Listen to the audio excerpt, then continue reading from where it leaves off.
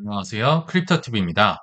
최근 크립토퀀트의 데이터를 통해서 아직 바닥은 안 나온 것 같지만 상승 사이클도 끝나지 않았다는 말이 무슨 말인지 알아보도록 하겠습니다.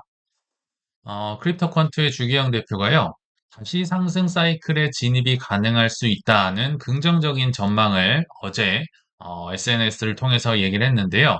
단 기간 자금이 많이 유입할 시에 강세장이 올 수 있다. 상승 사이클에 진입할 수 있다. 심지어 앞으로 또 한 번의 포물선 형태의 상승 사이클을 맞을 가능성이 있다. 굉장히 긍정적인 전망을 해줬던 것 같습니다. 그러면서도 과거 대비 자본 효율성이 떨어졌는데, 그러니까 2011년도에는 27억 달러만 투자를 했어도 5만 퍼센트가 넘게 올라왔다. 근데 이번 사이클에서는 한 7천억 달러 정도의 자금 유입이 현재 됐었는데 한 689%의 수익률, 22년 이래로 한 7배 조금 넘는 수익률을 기록했다. 이것도 뭐 적은 건 아니지만요. 엄청난 돈을 부었는데 대비해서 아직 덜 올랐다라는 얘기를 하고 있고요. 그래서 기관 투자자들의 대규모 자금 배분이 강세장의 핵심 요인이 될 것이다. 글로벌 거시 경제 자산으로 자리를 잡아야 된다. 이런 얘기도 했고요. 근데 아직 초기 단계고 현재까지 그 가능성이 훼손되지 않고 있다. 그러면서 이분이 중요하게 생각하는 게 실현 시가총액이란 얘기를 굉장히 많이 쓰거든요. 이게 의미가 있긴 합니다. 그래서 그거 기준으로 1조 달러 이상의 자금을 흡수할 수 있다면 포물성 상승장이 전개될 가능성이 남아 있다. 우리가 시총은 잘 알죠. 가격 곱하기 개수를 하면 나오는데요. 실현 시가총액은 뭐냐? 비트코인이 하나하나 움직일 때마다 매수 매도가 될 때마다 마지막으로 움직였을 때 각각의 대상을 기준으로 각각의 가격이 있을 거 아니에요. 누구는 3만 불에 샀고 누구는 6만 불에 샀고 누구는 12만 불에 샀고 그거를 그때 당시 가격으로 합산을 해서 나온 게 실현 시총입니다. 그러니까 실제로 이게 의미가 있다고 보여지는 이유가 실제 비트코인을 매수한 원금의 총합에 가깝기 때문에 진짜 이 사람들이 산 거네, 최근에. 이걸로 이제 많은 데이터를 창출하는 것 같아요. 근데 그러면 왜 포물선이 나올 수 있느냐?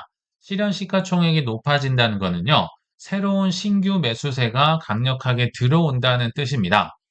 또 반면에 비트코인은 여전히 공급 부족. 공급 부족이라는 얘기가 최근에 잘 안 와닿긴 하지만 2,100만 개 밖에 현물이 없긴 하죠. 이 두 개가 맞아 떨어지면서 포물선이 나올 수 있어. 그래서 정리를 해보면 실현 시가총액이 이번 사이클에서 다음이 아닙니다. 이번 사이클에서 1조 달러 정도까지 늘어난다면 크게 포물선 상승이 나올 수 있다라고 합니다.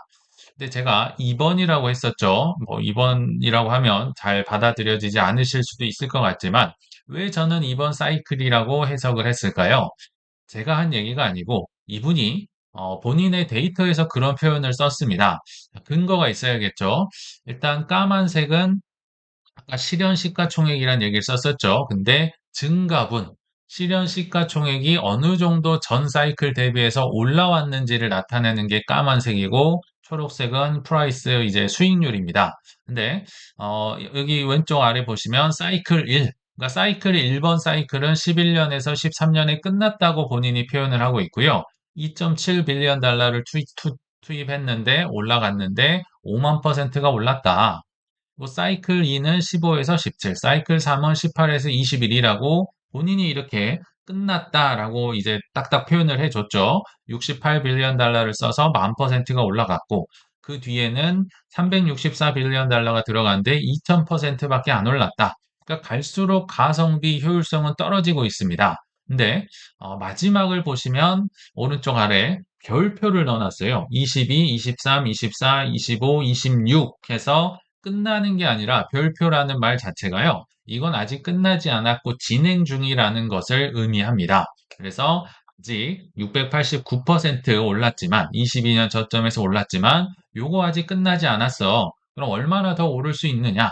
지금 약 700 빌리언 달러 정도 이 실현 시가총액이 증가가 됐는데요. 이게 1000 빌리언 달러까지 간다면 즉 300 빌리언 달러 정도만 추가로 올라간다면 포물선이 나올 수 있을 것 같대. 이 689가 변할 수 있을 것 같아. 라고 지금 주장을 하는 겁니다. 그러면 왜 1000빌리언 달러인지는 사실 공개를 안 했어요. 제가 볼 때는 정성적인 뭔가 좀 의미 있는 숫자이기 때문에 쓴 게 아닌가라는 생각이 들거든요. 아무튼 요약을 하자면 이분이 주장하는 중요하게 보는 실현 시가총액이 3천억 달러까지 더 올라갈 때 플러스 3천억 하면 이제 1조 달러가 나오겠죠. 그러면 상승 사이클이 재가동될 수 있다. 포물선이 나올 수 있다라고 주장을 하고 있습니다. 자, 근데 문제가 있어요. 며칠 전에는 주 대표님이 비트코인 바닥이 아직 안 온 것 같은데 또 굉장히 비관적인 전망을 했었거든요. 그래서 이분의 의견에 초점을 맞추기보다는요. 그냥 이분은 온체인 데이터 전문가이기 때문에 데이터만 보신다고 생각을 해주시면 좋을 것 같습니다. 비트코인의 바닥 도달 여부를 확신할 수 없어. 그러니까 바닥 아직 안 나온 것 같다는 겁니다. 본인이 또 주장하는 여러 온체인 데이터가 있는데요. 그 중에 하나가 지금 가격에 사면 잃을 확률 대비 벌 수 있는 확률이 얼마나 매력적인지를 보여주는 온체인 데이터가 있다. 이건 뒤에서 봐야 좀 이해가 쉬울 것 같고요. 그래서 요거를 만약 보면 큰 하락장 때처럼 위험 대비 보상이 극대화된 바닥 구간에는 아직 도달이 안 된 것 같다. 바닥 안 나온 것 같다라는 거예요. 그래서 요것도 역시 이분은 실현 가격으로 봅니다. 실현 가격으로 본 리스크 대비 리워드의 비율. 그러니까 이게 높다는 건 리스크는 높고 보상은 낮다. 별로 안 좋은 거겠죠. 이걸로 볼 때 아직 바닥이 멀었는데 라고 얘기를 하는 건데요. 자, 이게 보시면, 좀 이해하기 쉽게 소개를 해드려 보겠습니다. 까만색이 비트코인의 가격이고요. 이 보라색 출렁출렁 거리는 게 이제 로그 스케일로 표현을 한 건데요. 실현 가격, 으로 본 리스크 대비 리워드. 그러니까 이게 높을수록 좀 위험한 거고요. 낮을수록 즐거운 거. 이렇게 보시면 좋을 것 같아요. 제가 동그라미를 파란색으로 쳤던 파란색 이 순간마다 보면요. 까만색 비트코인 가격이 거의 최고점 근처에서 놀고 있음을 알 수 있습니다. 왜냐하면 리스크는 굉장히 떨어지고 보상은 많이 받고 있겠죠. 그래서 요런 파란 동그라미를 칠 때마다 비트코인 가격이 거의 최정점에 있다. 근데 최근에 맨 오른쪽 아래를 보시면 이게 뭐 고점 비슷하게 좀 떨어진 것 같긴 한데 과거에 대비해서 좀 덜 떨어졌죠. 그러니까 이게 야, 이거 고점이라고 말하기가 좀 애매한데 이렇게 주장이 나왔었고 실제로 많은 온체인 데이터 분석자들도 헷갈렸고 맞추기가 어려웠다. 이렇게 보시면 됩니다. 자, 반대로 이게 치솟았다는 거는 리스크가 엄청나다는 거죠. 보상은 형편없다는 거고. 그래서 대부분의 사이클의 바닥에 나왔었어요. 2014년 말쯤에도 나왔고, 18년 말, 19년 초에도 거의 하늘을 찌르고 있죠. 그리고 22년 말에도 찔렀는데, 야, 이거 보니까 가장 오른쪽 빨간색을 보시면요. 이게 오르려다가 말아버렸어요. 그쵸? 적어도 좀 가격 근처는, 비트코인 가격 근처는 찔러주고 해야 되는데, 한참 못 올라가서 이게, 오르다 말아버리니까, 이거를 예전과 같은 저점으로 보기도 또 굉장히 애매하다. 그래서 아직 저점이 안 나온 것 같은데, 라고 지금 주장을 하는 겁니다. 그러니까 요약을 해보자면 아직 바닥은 안 나온 것 같다. 과거 데이터 전통적으로 보면 그리고 이분이 만든 데이터죠, 사실은. 그래서 주 대표가 만든 지표로 보면 아직 바닥 덜 나온 것 같은데 근데 만약에 바닥이 나왔다면 이대로 올라갈 수 있는 가능성도 있겠죠. 지금 대부분이 안 보고 계시겠지만 그렇다면 이번엔 다룰 수 있다라고 본인의 SNS를 통해서 얘기를 합니다. 굉장히 아리송하죠. 근데 이럴 수밖에 없는 이유가 있습니다. 왜 이 데이터가 저점 근처임에도 불구하고 안 올라갈까? 왜 확신을 가지고 얘기를 할 수 없을까? 거기에 대해서 이제 마지막으로 좀 소개를 해드릴 텐데요.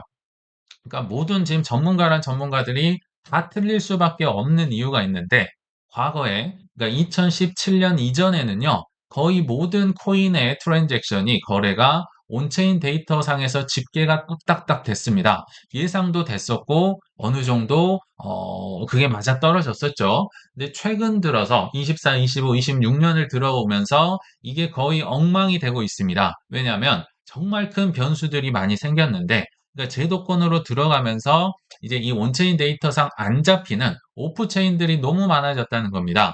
대표적인 변수가 바로 현물 ETF겠죠. 그러니까 커스터디언이 소수 지갑에 대량으로 보관을 하고 이거를 움직이질 않습니다. 그러니까 실제 매매는 주식 시장에서 막 수도 없이 수십 건, 수백 건, 수천 건을 하루 종일 뭐 샀다 팔았다 하지만 이게 실현 가격에 영향을 미칠까요? 안 미칠까요? 안 미칩니다. 예를 들면 블랙락이 뭐 3만 불이든 4만 불이든 뭐 한 80만 개 사놓은 거를 쟁여놓고 전혀 움직이질 않아요. 지갑에다가 넣어놨든지 아니면 코인베이스에 보관을 하든지 안 움직이더라. 그리고 만약에 뭐 정산을 나중에 한다고 해도 굉장히 크게 뭉텅이로 해서 지연을 해서 정산을 하니까 이게 실제 원체인 데이터에 전혀 잡히질 않는다. 그 밑에 있는 것들도 다들 마찬가지입니다. OTC라는 장외 거래요. 더하면 더했지 더 안 보일 거 아니에요. 그래서 내부 DB상의 소유권만 이전이 되지 실제로 A에서 B로 뭐 쏴주고 이런 건 전혀 없다. 나중에 본인들이 공개하진 않는 한 알려주지 않는 한 알 수가 없는 게 장외 거래죠. 그리고 DAT 기업들도 역시 주식만 사고 팔 뿐이지 회사 보유 비트코인 자체는 안 움직인다. 스트레티지는 본인이 얘기를 해주니까 공시를 통해서 알려주고 SNS를 통해서 해주니까 그 사람만 아는 거지 대부분은 알려지지 않는다.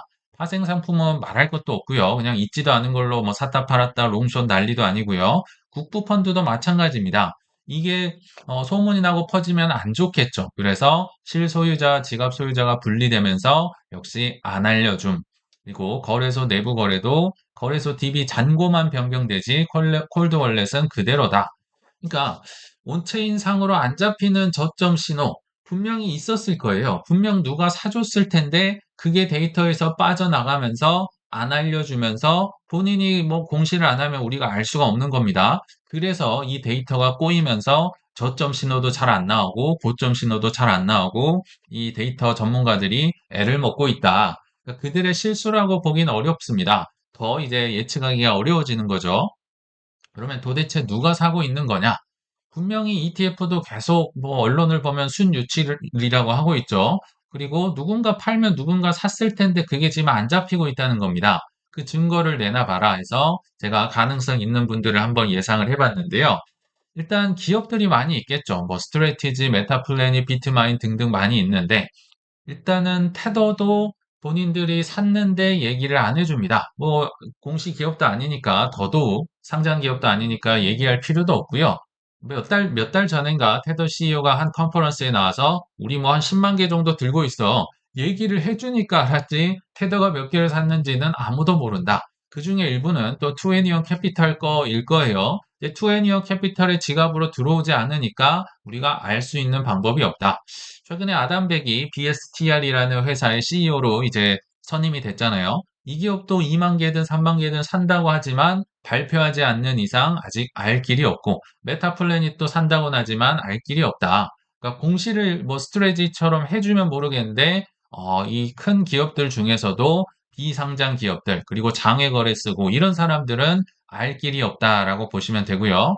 뭐 고래들 특히 개인들이나 패밀리 오피스나 장기 보유자들 제가 최근에 소개드렸던 뭐 왕춘, 뭐 브렌트 카돈 부동산 그 갑부 있죠. 그리고 에릭 부어이스라든지 이런 사람들은 본인들이 얘기를 해주니까 알 수 있는 겁니다. 또는 정말 작정하고 추적을 하는 사람들이 그것도 추정일 뿐이죠. 비트코인 특히 랩 C1 W 비트코인을 한 1000개 정도 왕춘 이제 예전에 F2풀 채굴자였죠. 이분이 샀었고 이더리움도 제가 6만 5천 개라고 썼지만 많게는 한 10만 개 정도를 샀을 거다로 추정이 됩니다. 이거 브랜드 카도는 본인이 얘기를 해줬어요. 부동산을 팔아서 비트코인 올해만 한 2,700개 정도를 샀었고, 에릭 부어이즈는 이더리움을 꽤나 많이 산 것 같고, 그러니까 이런 사람들도 온체인에선 전혀 잡히지 않고 있고요.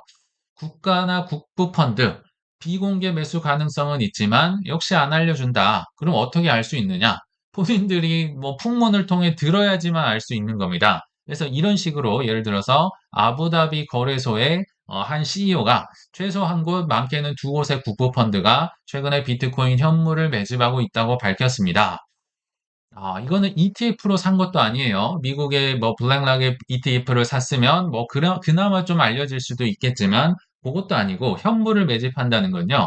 그냥 국부펀드가 자신의 지갑을 통해서 비트코인을 생으로 그냥 사고 있는 겁니다. 그러니까 안 알려주면 모른다. 근데 거래소 CEO는 아마도 친분이 있었는지 모르겠지만 그거를 이렇게 알려주니까 우리가 알게 됐겠죠. 이런 건 잡을 수가 없다. 온체인에서 안 잡히는 거예요. 그리고 트럼프가 최근에 뭐 민코인으로도 엄청나게 돈을 많이 벌었다. 지금 연일 막 보도가 되고 있죠. 그래서 공직자 윤리국에서 트럼프가 콜드 월렛에 5천만 달러 규모의 비트코인을 보유하고 있다. 이게 거의 800억 원 정도 되는 꽤나 큰 양인데요.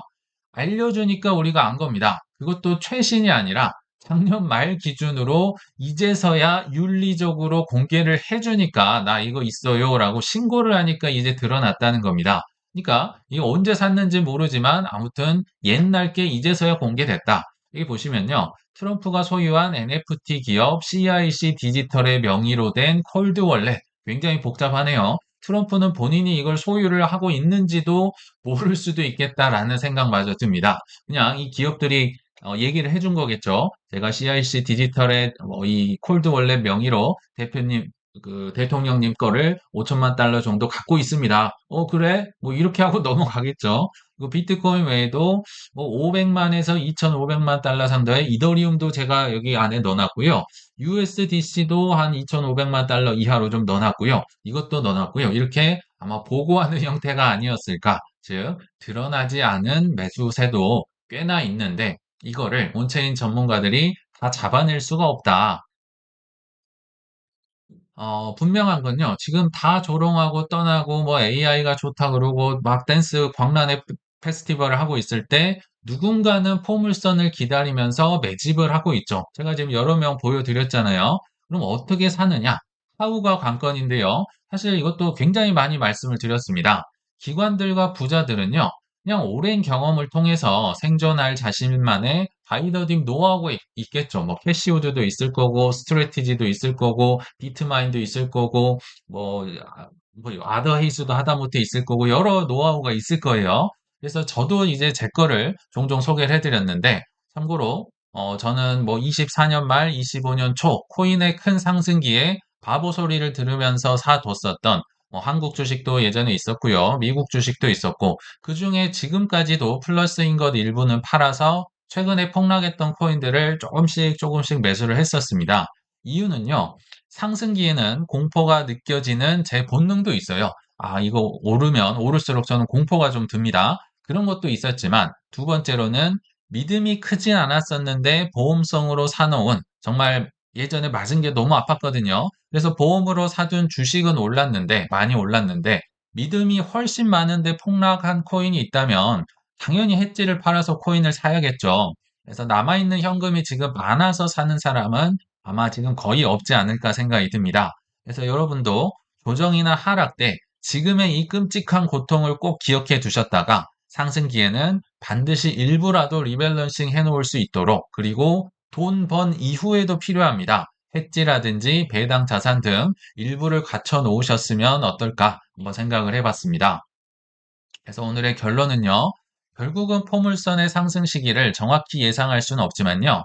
옆집에서 파티를 하든 장례식을 하든 내 주종목의 큰 상승이 나올 때까지 생존해 계신다면 아마도 지난 수많은 사람들의 조롱과 비웃음값 들은 것을 곱빼기로 얹어서 크게 보상받으실 거라 믿으면서 이만 마치겠습니다. 시청 감사합니다.